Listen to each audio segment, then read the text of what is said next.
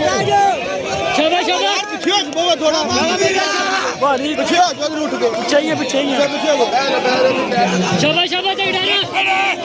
शाबाश अब नहीं रहा लग हो नहीं चुप चल आए क्या ही हूं रंग रंग लगे पटाने शाबाश नहीं रहती लग नहीं रहा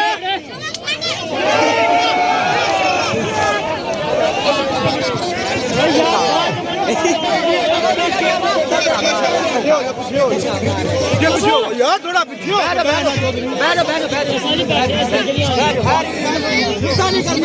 शाबाश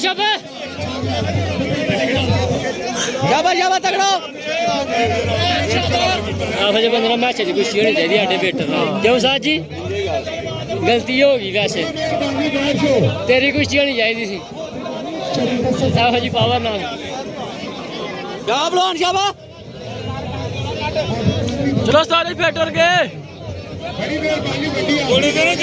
शाबाश नहीं रहा करके फेटर के बेच करो ओए बेच रखो शाबाश चलो शाबाश नहीं रहा बाबा जी फेटर के शाबाश नहीं शाबाश